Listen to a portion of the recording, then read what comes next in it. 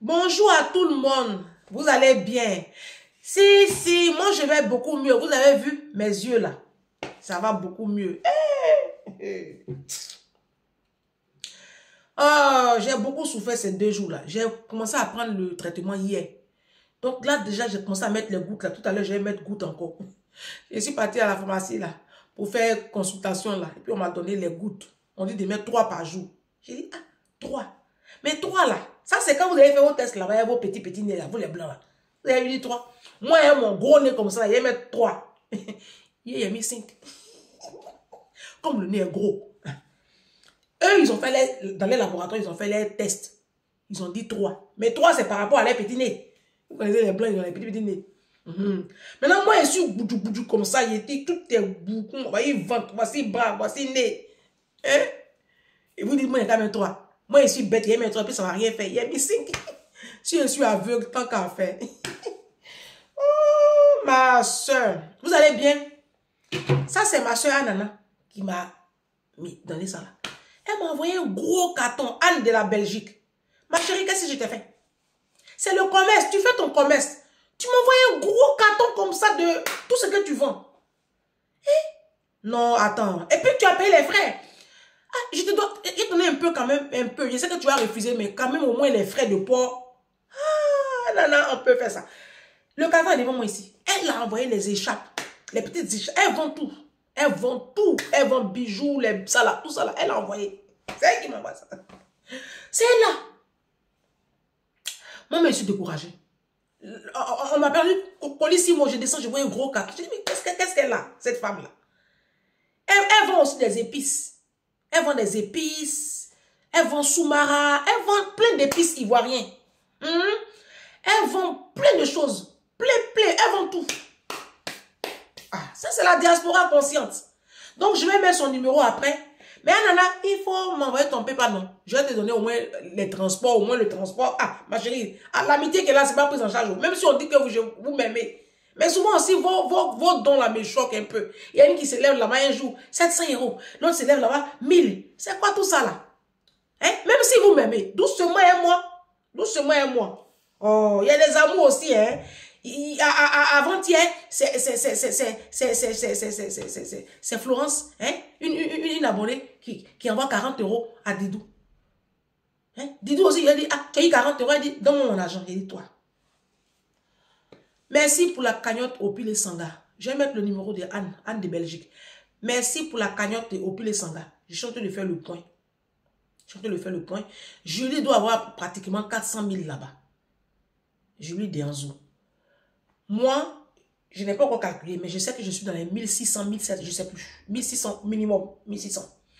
Mon Salimata doit être dans les 2 millions maintenant. Parce qu'on nous remboursait, Ria va nous rembourser les 1000 € là. Vous vous rappelez, les 635, voilà. Donc, si on met ça, elle doit être au moins dans les 2 millions. D'accord? Je vais interpeller les autorités. Monsieur le maire de Korogo, monsieur Laspierre. Ça, c'est un chéri. Ça, c'est mon chéri. Monsieur le maire, il faut essayer de voir maman Salimata. Tu es passé là-bas, on dit on t'attend. On t'attend depuis là, tu n'es pas encore fait passer. C'est quoi ça? Hein? On t'attend.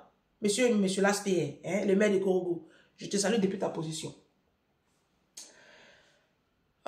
Donc, j'ai fait le point de la cagnotte là. Ne vous inquiétez pas pour moi. Hein. Voilà. Ne vous inquiétez pas pour moi. Moi, j'ai fait le point de la cagnotte. Moi, je vais donner. Je vais vous faire le point après. Voilà. Moi, je ne prends pas l'argent des orphelins et des veuves et des enfants séropositifs. Voilà.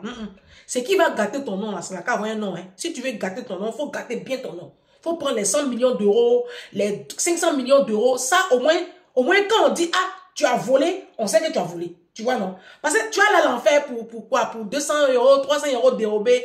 Vous qui êtes dans les services et puis vous volez les sopalais, papier toilette, ça là. Tu vas aller l'enfer pour ça, hein?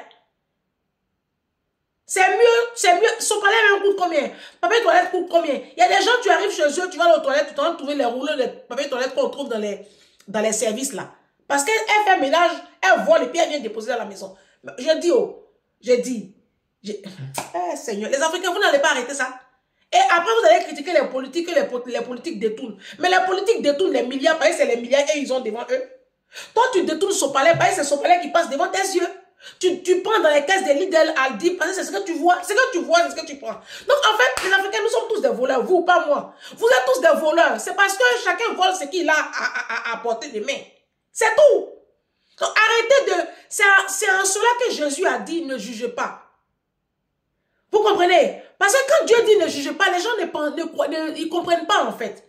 Quand Dieu dit de ne pas juger, c'est parce que souvent, nous jugeons des gens qui font des choses que nous aussi on fait, mais différemment, ou mais à une certaine proportion. C'est en cela que Dieu dit de ne pas juger.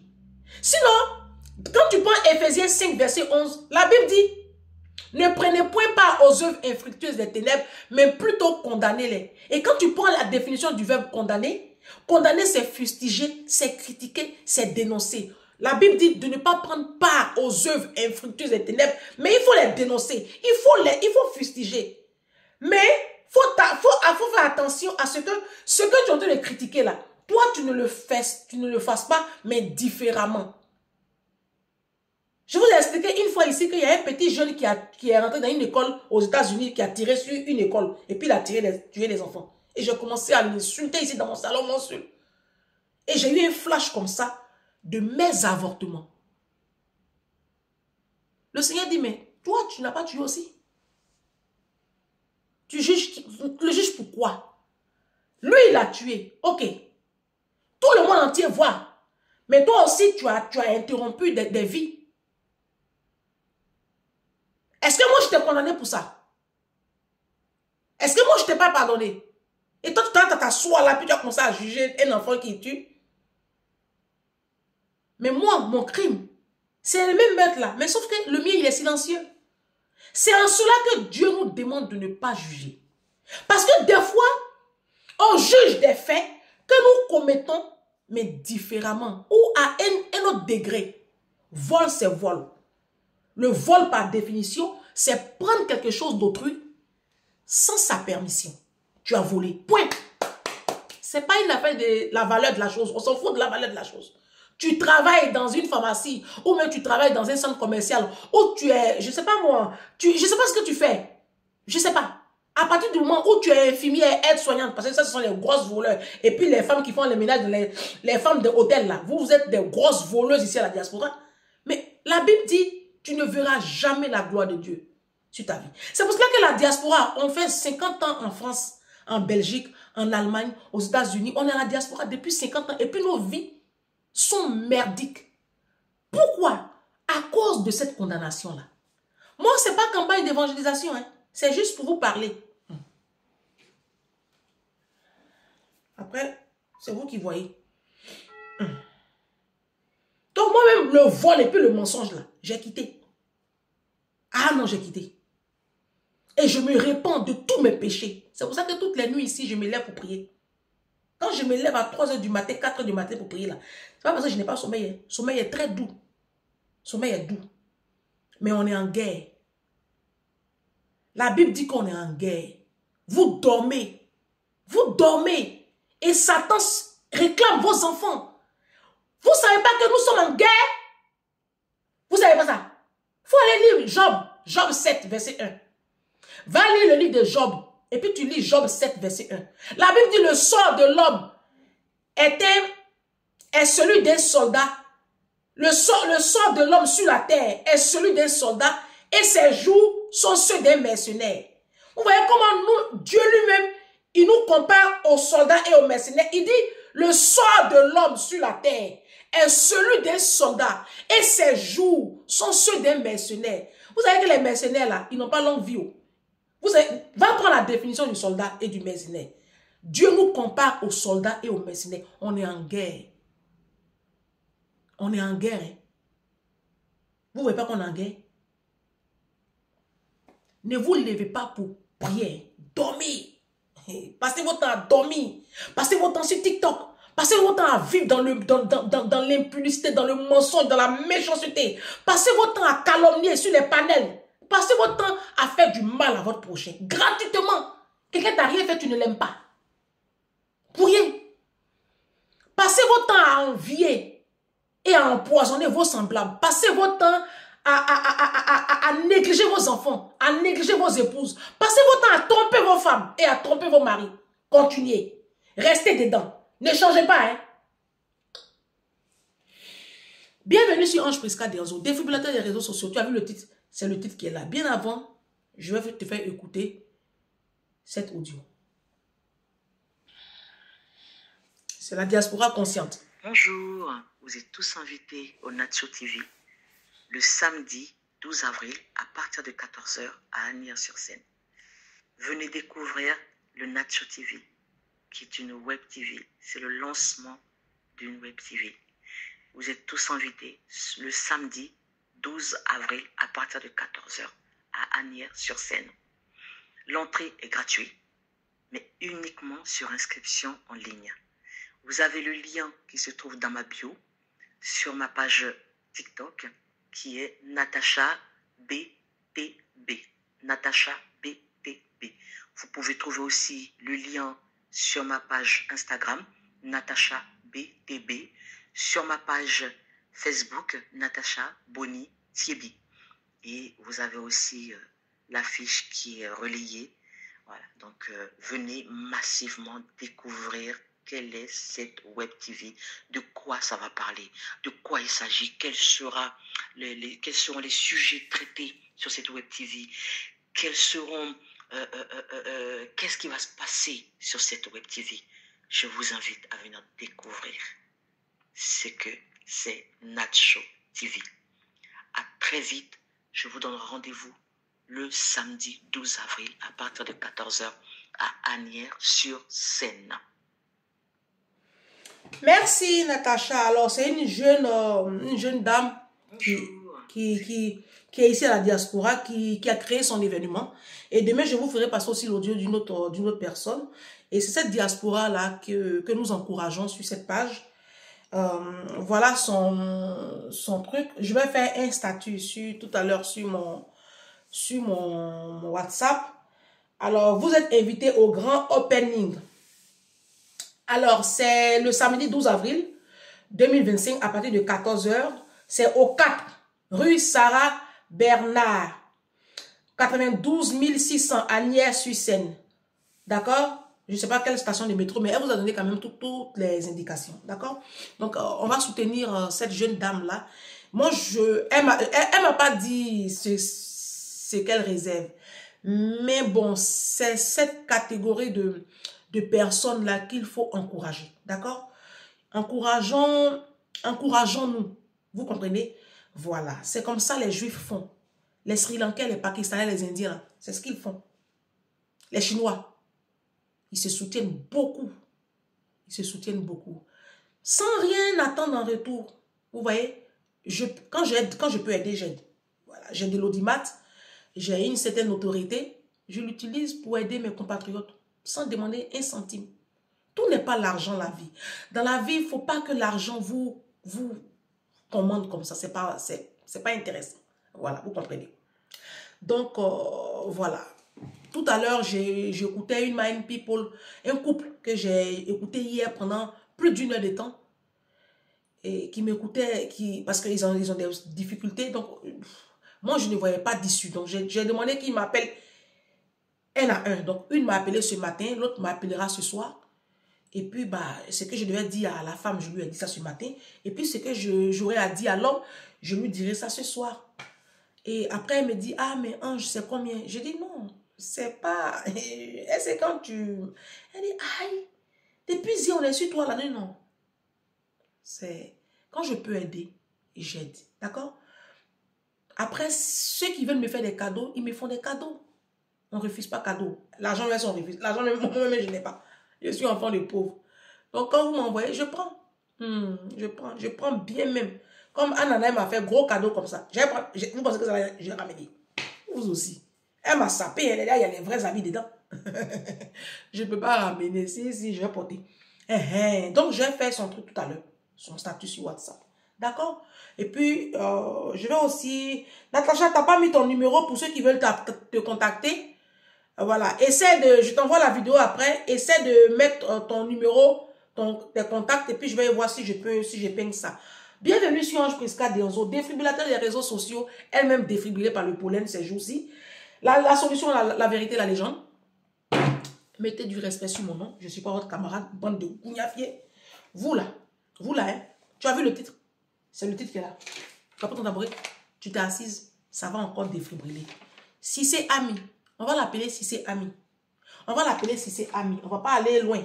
J'ai donné un nom comme ça. Elle dit, Ange, les marabouts ont détruit ma famille. Bon. On va suivre ensemble cette vidéo. Professeur Gassama, un marabout d'origine guinéenne, rentre chez lui. Sur le pas de sa porte, 2 coups de feu. L'homme est abattu. Salim, 21 ans, est le fils du marabout. C'est lui qui a trouvé le corps. Il était allongé là, par terre devant la porte. Le médecin, à un moment, il m'a demandé de déchirer les vêtements à mon père pour qu'il fasse un massage cardiaque, pour qu'il fasse quelque chose. J'ai déchiré les vêtements à mon père, il s'est pris une balle juste là et une balle sur la cuisse là, vers le haut de la cuisse là. Depuis le drame, Salim vit dans la peur. Difficile pour lui de lier l'assassinat de son père à son activité. L'homme exerçait dans son cabinet depuis 25 ans. Il a commencé en Afrique déjà, donc il s'est fait connaître là-bas et par la suite, après ça vous met en confiance de toute façon. Par la suite, il a essayé de transmettre un petit peu son savoir-faire ici. Il était toujours là qui expliquait les gens, il était là, moi j'ai envie de mourir, et non, il ne fait pas ça, comme ça, comme ça. Il essaie de chercher des solutions. Je n'ai pas de mots à dire, je pleurais, je fais tout. Là, je n'ai même plus à pleurer, je cherche les réponses. Règlement de compte entre concurrents, vengeance d'un client, impossible de savoir. La mort du professeur Gassama garde ses mystères. Et son assassinat n'est pas un cas isolé. Il y a 3 ans, la star des marabouts, El Hadj Mamba, était exécutée dans son cabinet parisien. À l'époque, sa publicité passait même à la radio. Si vous voulez que tout marche bien dans votre vie privée, dans vos affaires et dans votre commerce, Pour réussir votre vie, appelez dès maintenant le professeur Mamba. ou allez le voir, métro Porte de Clichy. Meurtre, mais aussi escroquerie, viol ou blanchiment d'argent. Au pays des marabouts, l'exotisme côtoie parfois le sordide. À Paris, il se... Bon, la vidéo est sur YouTube. Bon, ma chérie, on va l'appeler Ami. Ami dit les marabouts ont détruit sa famille, sa vie. Bon, elle m'a fait audio, je ne ferai pas écouter l'audio ici. Alors, bah, c'est connu, les communautés, surtout musulmanes, les communautés djoula, pratiquent beaucoup. Voilà, ça c'est pas un scoop, hein. Quand tu vas en Guinée, c'est que ça. Au Sénégal, même, tout le monde a un marabout. Si tu es sénégalais, est-ce que tu n'as pas de marabout? Ça, c'est un peu compliqué. Les Maliens, c'est pareil. Quand tu arrives en Côte d'Ivoire, c'est pratiquement pareil. Voilà. Au Bénin, au Togo, partout dans toutes les communautés africaines, sur les îles, Haïti, tout ça, c'est le vaudou, c'est le maraboutage, c'est la sorcellerie, c'est, voilà. Donc, et les musulmans adorent ça. Les musulmans, moi, j'ai une copine musulmane, je lui ai dit, mais, tu vas chez Marabout? Elle dit, hein, mais nous, bah, je vais chez Marabout, mais moi, je ne vais pas être loin des gens. J'ai dit, mais je veux savoir, tu vas chez Marabout, là, tu vas faire quoi là-bas?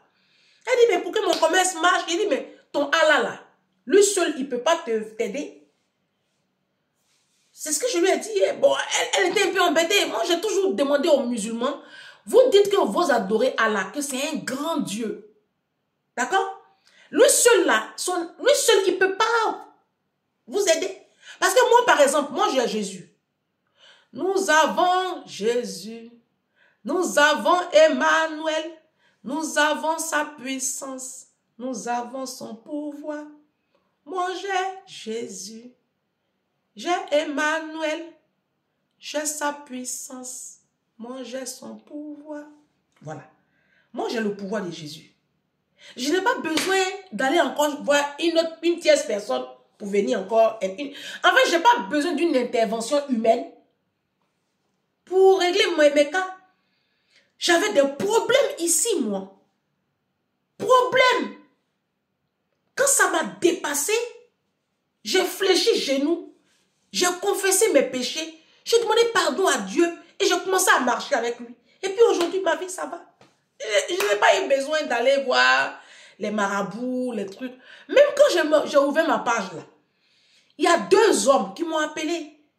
Et béninois, et puis c'est nouveau de la Côte d'Ivoire, qui m'ont appelé et qui m'ont proposé une certaine protection. Et qui m'ont même dit que, ah Ange, tu es sur les réseaux sociaux, ce que tu fais c'est très dangereux. Les gens vont te détruire. Tout ce que tu vois sur les réseaux sociaux, là, chacun a son marabout. Hein. Même les artistes, eux tous. Donc voilà ce que, voilà, je connais quelqu'un. J'ai décliné. Gentiment, même pas gentiment, je lui ai dit non. Moi j'ai Jésus. Celui qui est, le Senifou là, il a dit Ange, tout le monde a Jésus. Voilà, mais il faut prendre quelque chose à côté. J'ai dit non. J'ai dit non. Jusqu'aujourd'hui, j'ai dit non. Parce que moi, j'ai le pouvoir de Jésus, en fait. Il dit, je vous ai donné le pouvoir de marcher sur toute la puissance de l'ennemi. Et que tout ce que vous aurez lié sur la terre sera lié dans les cieux. Tout ce que vous aurez délié sera délié. Moi, je crois en la parole. Donc, je n'ai pas besoin.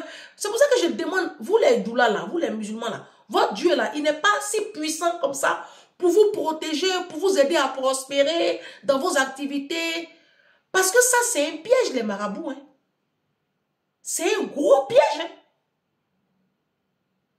Attention. Cette dame-là, Ami, elle m'a fait pleurer. Elle m'a fait beaucoup pleurer. C'est culturel. Elle est née dedans. Donc, elle ne connaît que ça. Elle est musulmane, c'est vrai. Ses parents sont allés à la Mecque, mais ils ne font que ça. Donc, c'est ce qu'elle connaît. Mais aujourd'hui, elle a 2 de ses enfants qui sont devenus fous. Elle-même, elle est ruinée parce que le maraboutage, c'est beaucoup d'argent. Elle ne peut même pas, parce que sa grande fille aujourd'hui lui demande de l'argent pour continuer les études parce qu'elle écoute mes vidéos et elle se rend compte que, mais c'est une connerie qu'elle a faite, de prendre son argent et puis donner comme ça au marabout. Les chrétiens, ils viennent sur vous. Hein. Donner son argent au marabout comme ça. Et son mari. Malgré qu'elle fait maraboutage là, son mari allait prendre 2e femme. Elle continue encore à aller chez marabout. Son mari vient d'épouser une petite fille de 21 ans. Ce sont des arnaqueurs. Les marabouts ne peuvent rien créer dans vos vies. Mes parents. Même vous les chrétiens qui allez chez les marabouts. Vous encore, c'est encore pire. Parce que la Bible dit que je tiens compte des temps d'ignorance. Vous savez très bien que ça, c'est pas bon. C'est pas bon. Regardez, eux-mêmes, on les tue. Je vais vous montrer le reportage. Lui, il est marabout, puis on prend pistolet. Et puis, regardez même leur vie. Quand vous partez chez les marabouts, là, regardez dans quelles conditions ils vivent. Des gens qui vous promettent la prospérité. Mais eux-mêmes, regardez leur vie. Il faut déjà changer ta vie et puis moi, je vais te suivre. Mais ta vie est merdique. Ce sont des liens que vous partez comme ça ici. Le marabout, il est fort. La Bible l'appelle l'homme fort. Oui, ce sont des antis. Ils travaillent avec des esprits. Ils sont forts. Mais en fait, ils ne créent rien. Ils ne peuvent rien créer. Ils volent. Ils vont voler des grâces ailleurs pour venir vous les donner. Mais ces grâces-là, tôt ou tard, s'il y a une contrepartie qu'ils ne vous disent même pas, et à un moment donné, vous arrivez tellement loin que maintenant, on vous demande autre chose.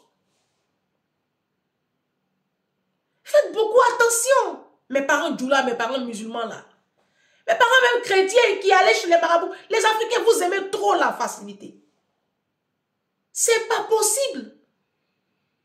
Elle a détruit sa famille comme ça. Sa fille aujourd'hui, elle n'a pas l'argent pour mettre sa fille dans une grande école. Elle m'appelle, elle pleure. Parce que depuis qu'elle est toute jeune, mais elle dit quand elle compte même l'argent qu'elle a donné chez Marabout là. Parce qu'ils sont plus au Mali, hein. Les marabouts sont plus en Guinée, au Bénin, Togo, Haïti. Ils ont quitté Côte d'Ivoire, ils ont quitté le Sénégal. Il n'y a pas l'argent là. Ici, il y a les euros. Donc, ils sont remplis dans le 18e à Paris.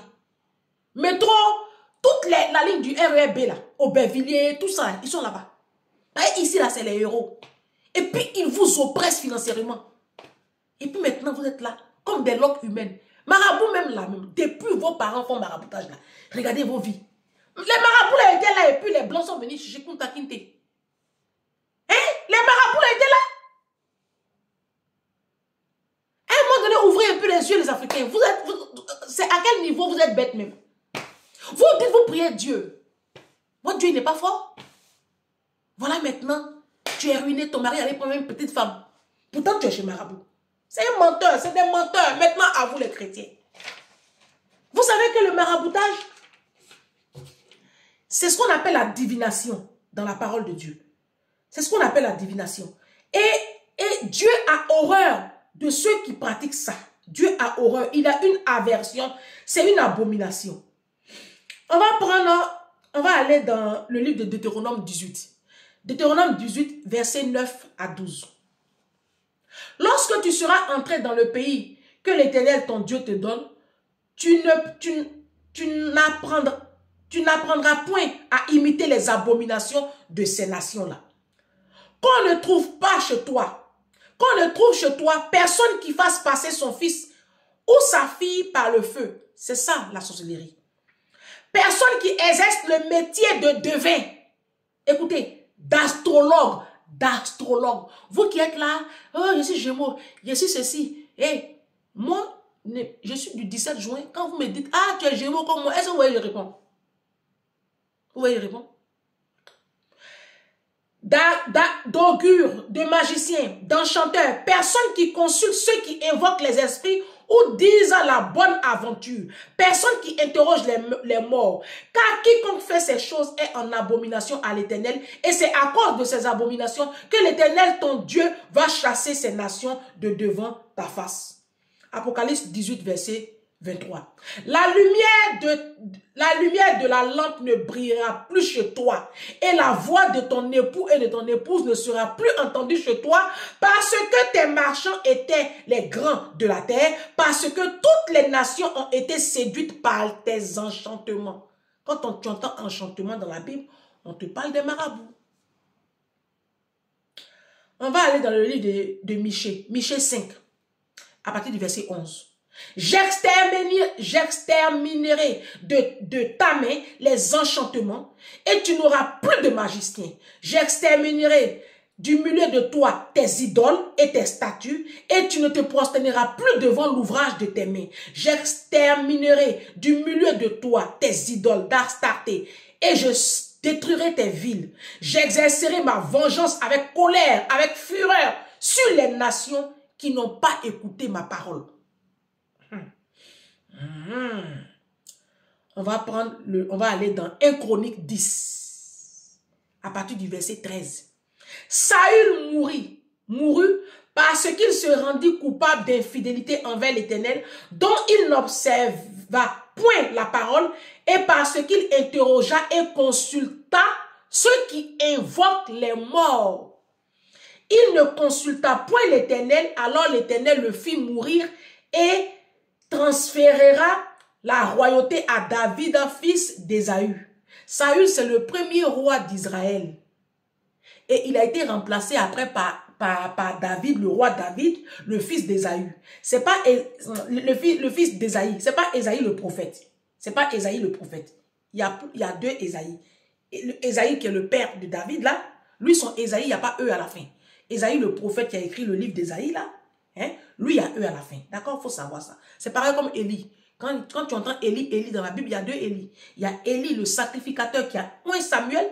Lui, son Élie, il n'y a pas E à la fin. Et puis, il y a Élie le prophète qui est monté au ciel vivant. Lui, son Élie, il y a E à la fin. D'accord?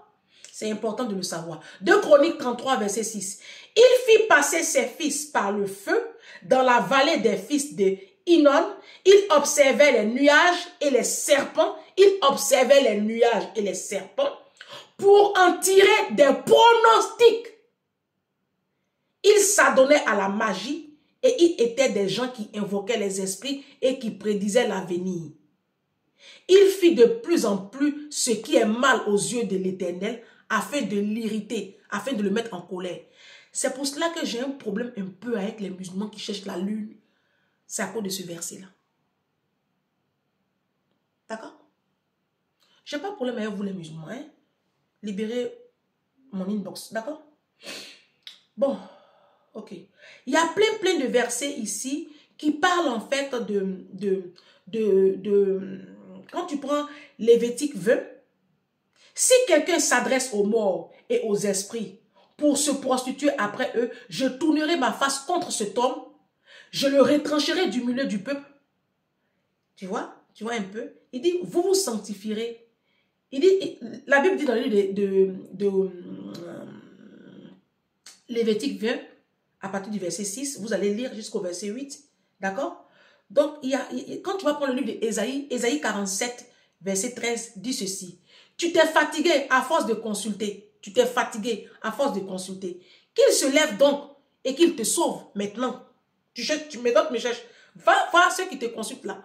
Va les voir. Ceux qui connaissent le ciel, qui observent les astres, qui annoncent d'après les nouvelles lunes ce qui doit arriver. Tu te fatigues. C'est Ésaïe 47, verset 13. Va les consulter. Ceux qui consultent les astres, qui consultent la lune, va les voir. Quand tu es malade, quand tu as des problèmes, viens pas maintenant me voir. Va continuer à voir tous les trucs. Voilà, c'est biblique. D'accord? Ésaïe 8, verset 19. Si l'on vous dit, consultez ceux qui invoquent les morts et ceux qui prédisent l'avenir, qui poussent les sifflements et des soupirs, répondez, un peuple ne consultera-t-il pas son Dieu? Ne s'adressera-t-il pas à son Dieu? Ça, c'est Ésaïe 8, verset 19. Nombre 23, 23. L'enchantement ne pourra rien contre Jacob, ni la divination contre Israël. Autant marqué, il sera dit à Jacob et à Israël, quelle est l'œuvre de Dieu? Alors, vous les chrétiens, qui êtes en train de consulter les horoscopes pour savoir si tu vas marier un blanc ou tu vas marier un pauvre, vous qui êtes en train de consulter, je viens de vous lire quelques brins des Écritures. Tu comprends pourquoi ta prière n'est pas puissante? Tu comprends pourquoi tu attends qu'un pasteur t'impose les mains pour que tu voies clair dans ta vie? Tu comprends pourquoi tu cours derrière les pasteurs? Faites beaucoup attention. Le maraboutage, c'est diabolique. Ça va vous détruire d'une manière ou d'une autre. Ça va t'éteindre. Tes enfants seront fous, tes enfants ne vont pas réussir à l'école. C'est sur des générations en fait. La Bible dit, je punirai l'iniquité des parents sur les enfants jusqu'à la 4e génération. Une génération fait 40, 50, 60 ans. D'accord? À partir de 40 ans, une génération. Il faut calculer. Fois 4. Faites beaucoup attention, les Africains. Arrêtez de penser que la richesse, la prospérité, la paix, le bonheur, on l'obtient par une tierce personne. Non, il faut crier.